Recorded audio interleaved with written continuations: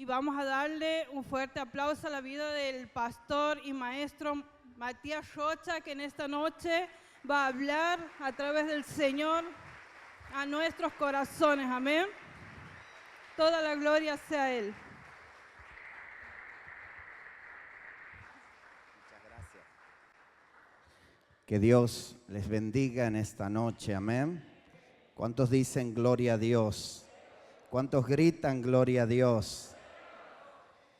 Mientras usted busca el libro de Ruth, el capítulo 1, quiero aprovechar para agradecer al Señor por esta oportunidad que Él me da de nuevamente compartir la palabra, y agradecido al pastor José porque él es el medio, el canal que el Señor usa para poder hacerlo. Muchísimas gracias, pastor. Gracias a la iglesia también por recibirnos. No sé si hace calor, más calor afuera o adentro de la iglesia, y hablo del calor de familia, ¿no? Gracias porque nos han recibido como uno más de la casa y nos sentimos así, y quiero decirle que estamos para servirles. Ruth capítulo 1, verso 1 en adelante, vamos a leer la palabra del Señor. Dice así la palabra del Señor. Vamos a leer hasta el verso 2. Dice: aconteció en los días que gobernaban los jueces, que hubo hambre en la tierra, y un varón de Belén de Judá fue a morar en los campos de Moab, él y su mujer y sus 2 hijos. El nombre de aquel varón era Elimelech, y el de su mujer Noemí. Y los nombres de sus hijos eran Malón y Kelión, efrateos de Belén de Judá. Y llegaron pues a los campos de Moab y se quedaron allí. Gloria al Señor. ¿Cuántos son padres? Levanten la mano. Una de las bendiciones que como padre tenemos es que podemos elegir el nombre de nuestros hijos. Y sabe que en Latinoamérica generalmente cuando vamos a elegir el nombre de nuestros hijos, excepto que seamos cristianos, pero hablando en general, lo eligen más por gusto. Ven el nombre que les gusta y ese nombre le colocan. Y si le van a colocar 2 nombres, no solo se fijan que sean 2 nombres lindos, sino que peguen, que coincidan, como José María, ¿no? Gloria a Dios. Ahora, cuando uno va a la cultura judía, los judíos, ellos cuando iban a elegir el nombre de una ciudad, de una nación o de sus hijos, no lo elegían por el gusto, sino que el nombre era una declaración profética sobre esa persona o sobre esa ciudad. Cuando un judío iba a elegir el nombre, el significado del nombre establecía proféticamente lo que la persona iba a ser. Por ejemplo, el nombre Jacob significa engañador. Y cuando usted ve la vida de Jacob, se da cuenta que tal cual fue así. Su vida fue una vida de engaños. ¿Por qué? Porque proféticamente lo habían marcado con un nombre. El nombre Jesús significa Salvador. Y usted sabe que Jesucristo es el Salvador del mundo. ¿Cuántos lo saben? Dígame amén. El nombre Enoc significa consagrado. Y cuando usted ve la vida de este varón, si hay algo que sobresalió en él, fue exactamente eso, la consagración. Fue un hombre tan consagrado que dice la palabra que Dios pensó en su corazón que él no era merecedor de ver muerte. Porque la Biblia dice que la paga del pecado es la muerte. Y si bien la Biblia no dice esto, pero yo creo que Dios pensó y dijo, este hombre es tan consagrado que no merece ver muerte. y es uno de los personajes bíblicos que tuvo la bendición de que Dios lo arrebatara. Él no vio muerte. Pero quiero llegar a esto, que su nombre significaba consagrado, y efectivamente eso es lo que Él es. ¿A dónde quiero llegar? Quiero que usted entienda que los nombres marcaban algo profético sobre las personas. El nombre determinaba la vida que la persona iba a llegar. Para Dios era tan importante el nombre que cuando uno va a Génesis capítulo 17, el versículo 5, vemos que ahí Dios a Abraham le tiene que cambiar el nombre. Dice, y no se llamará más tu nombre Abraham. Abraham significa padre enaltecido. Y fíjese que padre enaltecido tenía que ver con un padre que solamente iba a ser padre de una familia, de un padre limitado. Pero en la voluntad de Dios estaba que este Abraham no solo sea el padre de una pequeña familia, sino que sea padre de multitudes, como bien ya se lo había comunicado. Por eso Dios le tiene que cambiar el nombre, y dice la palabra que le dice, sino que será tu nombre Abraham, que significa padre de multitudes, porque te he puesto por padre de muchedumbre de gente. ¿Cuántos me están entendiendo? Dígame amén. Ahora usted me dirá, ¿por qué introduzco el mensaje haciendo relación a esto? Porque lo que acabo de decir tiene todo que ver con los dos versos que acabamos de leer.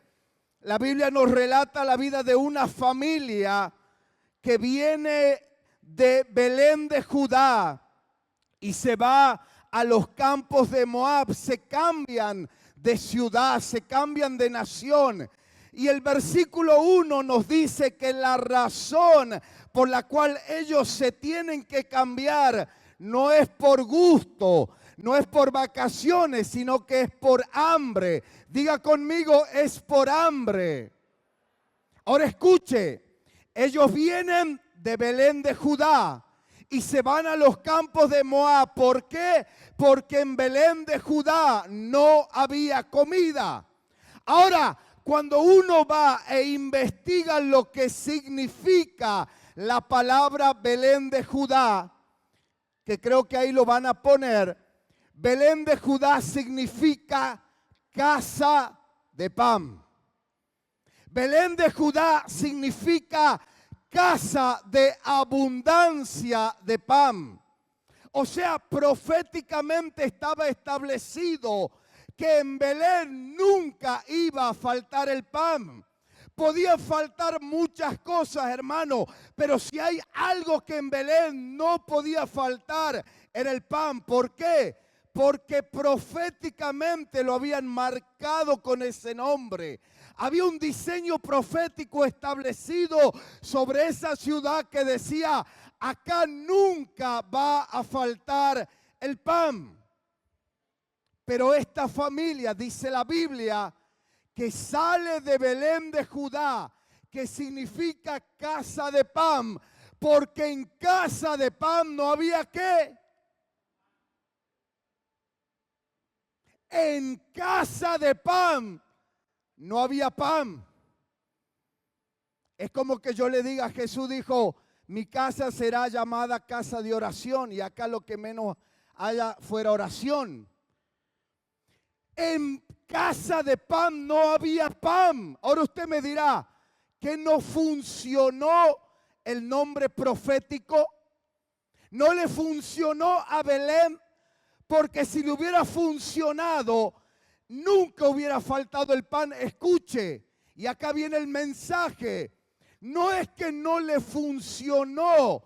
El tema es que hubo algo que alteró el diseño profético de Belén. Belén estaba marcada para ser una casa de pan, una casa de abundancia, pero pasó algo que alteró el diseño profético de Belén. Y usted me dirá, ¿qué es eso? Vuelva al verso 1. Dice la Biblia, y aconteció en los días que gobernaban los jueces. La Biblia nos da un dato importante y nos dice que esta historia, que este relato fue en un tiempo específico. ¿En qué tiempo? En el tiempo de los jueces. Ahora, cuando nosotros vamos al libro de los jueces, el capítulo 6,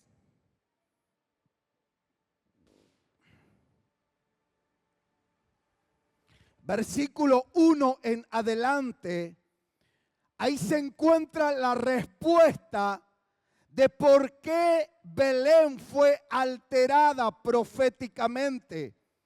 ¿Por qué Belén, que es casa de pan, dejó de tener pan?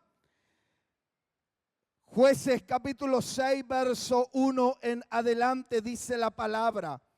Y los hijos de Israel hicieron lo malo ante los ojos de Jehová. Y Jehová los entregó en mano de Madián por 7 años. Verso 2. Y la mano de Madián prevaleció contra Israel. Y los hijos de Israel por causa de Madián se hicieron cuevas en los montes y cavernas y lugares fortificados. Verso 3. Pues sucedía que cuando Israel había sembrado, subían los madianitas y amalecitas, y los hijos del oriente contra ellos subían y los atacaban. Verso 4. Y acampando contra ellos, acá está la clave de por qué en Belén no había pan. Destruían los frutos de la tierra hasta llegar a Gaza, y no dejaban que comer en Israel, ni ovejas, ni bueyes, ni asnos, porque subían ellos y sus ganados, y venían con sus tiendas en grande multitud, como langosta. Ellos y sus camellos eran innumerables. Así venían a la tierra para devastarla. Y el verso 6 dice, de este modo empobrecía Israel en gran manera por causa de Madián. ¿Qué pasó, pastor, que hizo que se altere el diseño profético de Belén? El verso 1 lo dice, los hijos de Israel hicieron lo malo ante los ojos de Jehová. Usted tiene que entender que cada uno de nosotros nació con un diseño profético de parte de Dios. Y mi diseño no es el mismo que el tuyo. A mí Dios me llamó para algo y a ti te llamó para otra cosa. Pero cuando alguien peca delante de Dios, el pecado tiene la capacidad de alterar el diseño profético. ¿Cuántos me están entendiendo? Dígame amén. Por eso es que hay familias que Dios en su diseño las llamó para tener abundancia, pero hoy están en escasez. Hay ministros que Dios los llamó a predicar y hoy no están predicando. Hay gente que Dios la llamó a ministrar a los altares y hoy no lo están haciendo. ¿Por qué? Porque hay algo que alteró el diseño profético. ¿Cuántos me están entendiendo? Mire, hay ejemplos en la Biblia de personas a los cuales le ocurrió esto. Cuando uno va al libro de Deuteronomios, capítulo 32,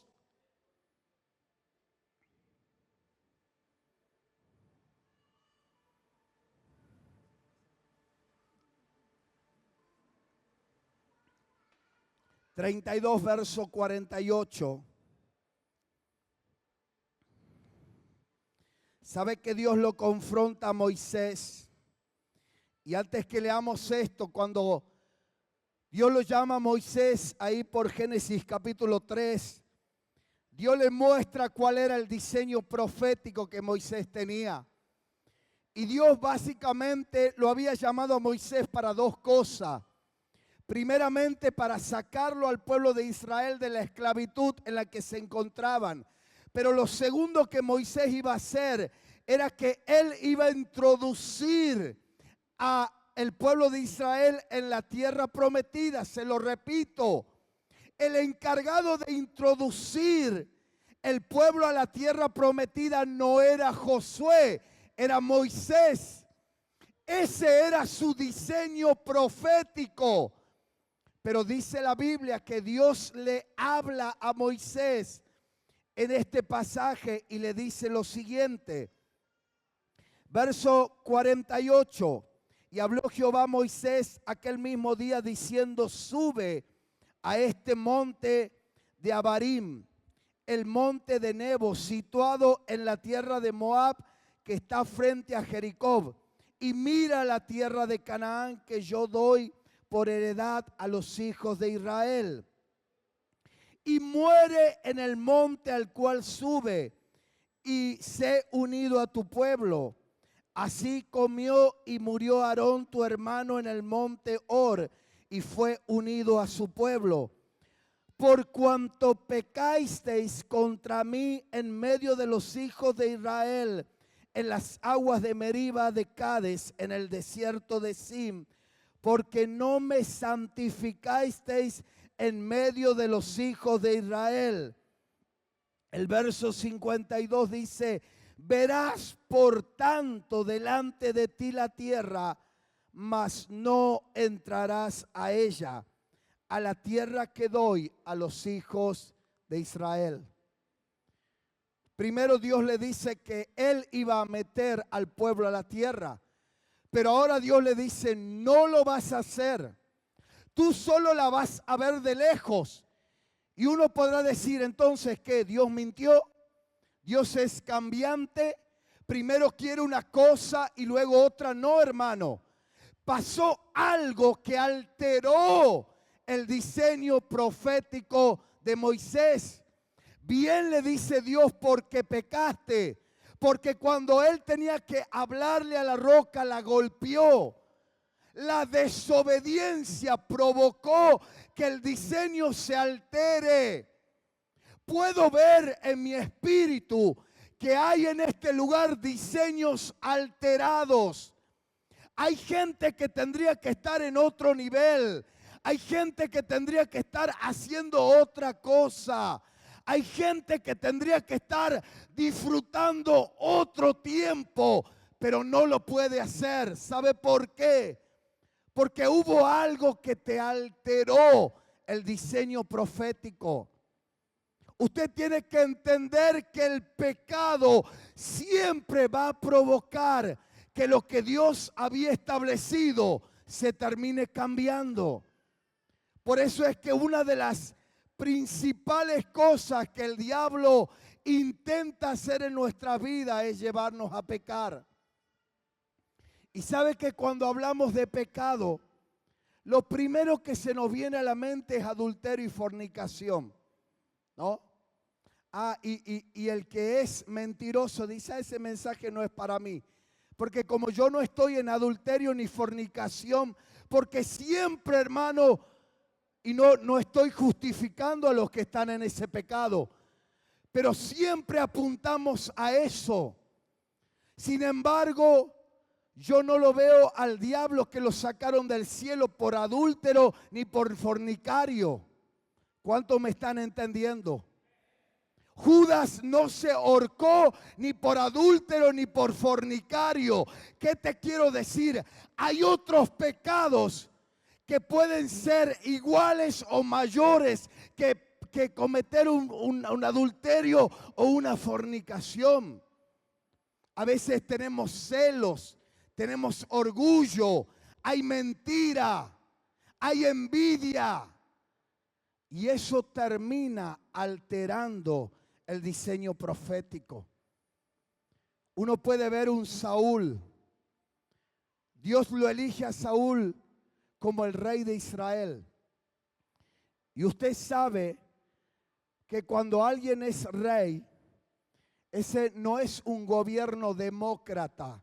Gobierno demócrata es cuando uno puede ir y votar y elegir sus propias autoridades.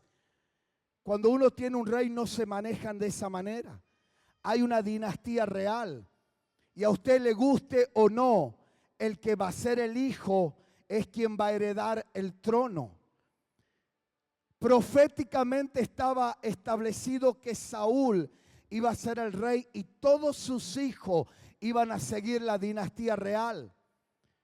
Pero la Biblia nos habla en el libro de Samuel que viene el profeta Samuel y lo confronta y le dice que por cuanto él había pecado, Dios lo desechaba del reinado. Y se cambió, hermano, la dinastía real. La dinastía real que pertenecía a la tribu, hermano, de Benjamín, que era la de Saúl, terminó pasando a la de Judá cuando lo toma David. Y fíjese que cuando uno peca y el diseño profético es alterado, no solo te afecta a ti, sino que afecta a todo tu entorno. Jonathan tendría que haber sido el próximo rey de Israel. De igual manera le tendría que haber pasado a Menfiboset, que era el nieto. Ellos tendrían que haber tomado el reinado, pero por el pecado del padre y del abuelo, el diseño profético se cambió. En una familia basta que uno cometa un pecado para que afecte toda la familia.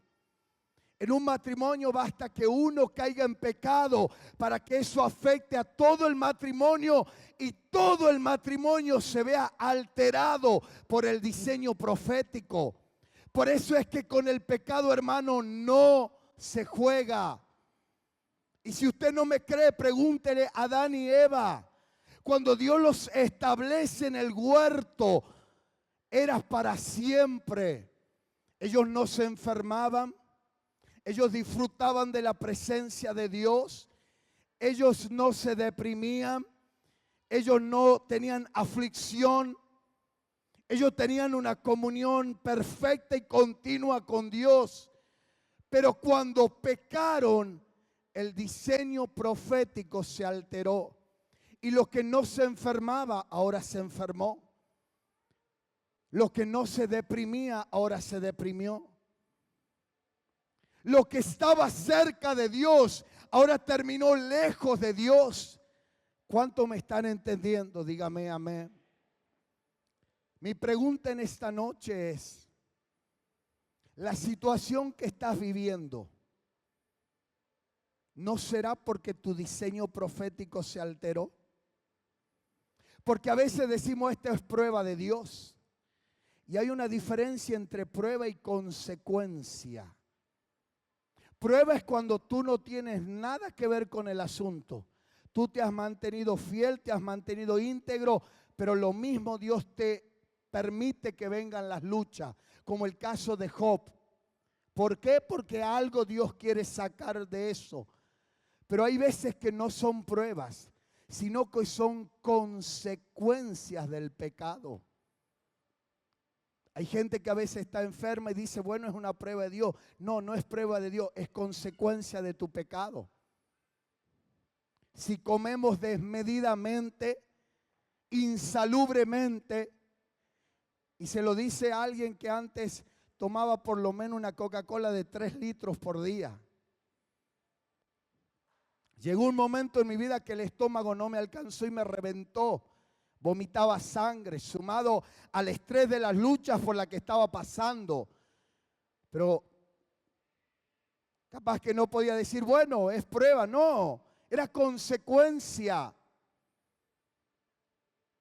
Si alguien en pleno invierno, 10 bajo cero, sale con una remera, sin abrigar, si le agarra una pulmonía, no puede decir, es prueba de Dios. No, es consecuencia. ¿Cuántos me están entendiendo? Mi pregunta es, ¿tu situación no será consecuencia? Porque el diseño profético se te alteró. Porque lo que Dios había marcado, porque lo que Dios había establecido se cambió, se alteró. No porque Dios quiera, sino porque la consecuencia del pecado llegó. Ahora esta historia es como una película de Hollywood. Y usted me dirá a qué se refiere. Es una historia que comenzó mal, pero terminó bien. ¿Por qué terminó bien? Porque cuando volvemos a Ruth, el capítulo 1, el verso 6, dice la palabra del Señor. Entonces se levantó, está hablando de Noemí, con sus nueras, después que se le había muerto el esposo y los hijos. Mire hasta dónde llegó la consecuencia de que se altere el diseño profético. Se levantó con su nuera y regresó de los campos de Moab, porque oyó en el campo de Moab que Jehová había visitado a su pueblo para darles pan. Primero ella sale de Belén a Moab buscando comida. Pero dice la Biblia que luego ella regresa de Moab nuevamente a su tierra. ¿Y por qué? Porque estando lejos oye que nuevamente había pan en Belén. En otras palabras, el diseño profético había sido restaurado. Dios restauró el diseño profético de Belén.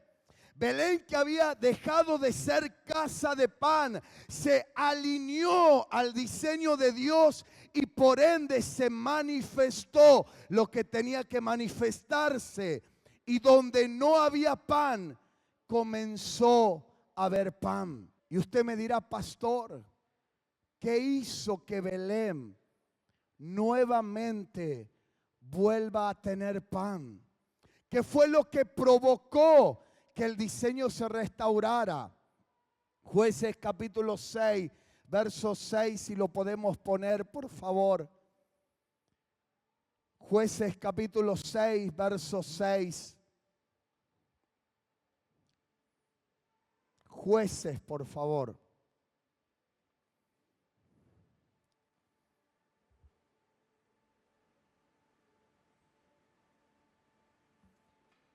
De este modo empobrecía a Israel en gran manera por causa de Madián. Y acá está la clave. Los hijos de Israel clamaron a Jehová. Y si seguimos leyendo más adelante, no lo vamos a hacer por una cuestión de tiempo. No fue un clamor pidiendo comida. No fue un clamor diciendo, Padre, dame de comer. Padre, que vuelva el alimento. No, fue un clamor de arrepentimiento. Ellos abrieron la boca para confesar su pecado. En otras palabras, se arrepintieron delante de Dios. Lo que altera el diseño profético es el pecado.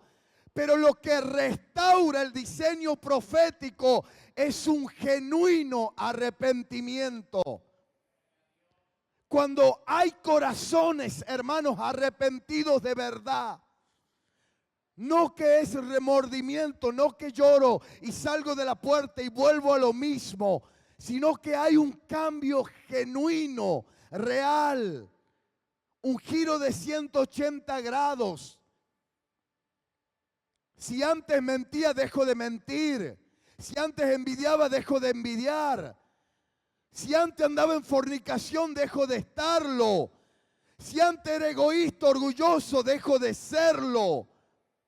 Cuando alguien se arrepiente verdaderamente, la mano de Dios se manifiesta para restaurar el diseño profético.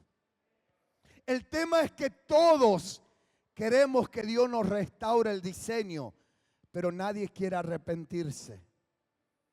Mira al que está a su lado y dígale, así no funciona. Todos queremos que vuelva la bendición. Todos queremos que vuelva la paz. Todos queremos que vuelva el gozo. Todos queremos que lo que antes estaba ahora esté. Pero la pregunta es, ¿qué estás haciendo para que eso vuelva? La pregunta es, ¿qué estás haciendo con tu pecado? Lo que atrajo la maldición, ¿qué estás haciendo para sacarla ahora? Porque si bien Dios tiene el poder para sacar la maldición que entró, pero mi actitud de arrepentimiento es lo que va a hacer que la mano de Él se mueva. ¿Cuántos me entienden? Hermano, este no es un mensaje de condenación. Si usted cree que este es un mensaje condenativo, usted no está entendiendo el espíritu de la prédica. Este mensaje no viene para condenar. Este es un mensaje de gracia. Porque es un tiempo donde Dios quiere que se restaure lo que Él había establecido. Es un tiempo donde la gracia de Dios se va a manifestar. Es un tiempo donde el favor de Dios se va a manifestar. No es un mensaje de condenación, es un mensaje de gracia. Por eso en esta noche vengo a hablarte de parte de Dios, que si hay corazones arrepentidos, la gracia de Dios va a venir en esta noche para perdonar, para levantar. Escuche, lo que antes no caminaba, va a caminar. ¿Cuántos me están entendiendo? ¿Cuántos quieren que su diseño se restaure? No puede venir, hermano, si no hay arrepentimiento. Póngase de pie en esta noche, por favor. Segunda de Crónicas, capítulo 7. Y con esto termino. Verso 14 es un pasaje muy conocido.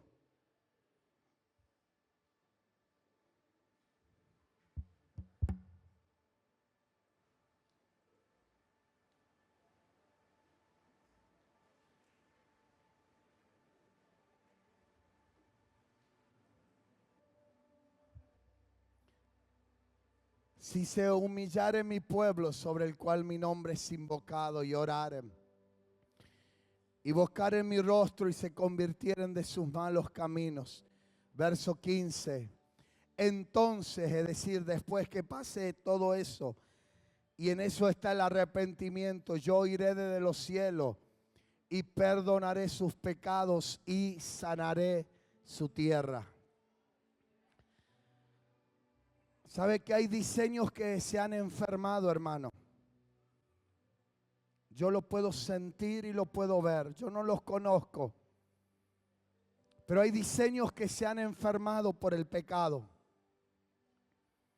Hay diseños que se han alterado por el pecado.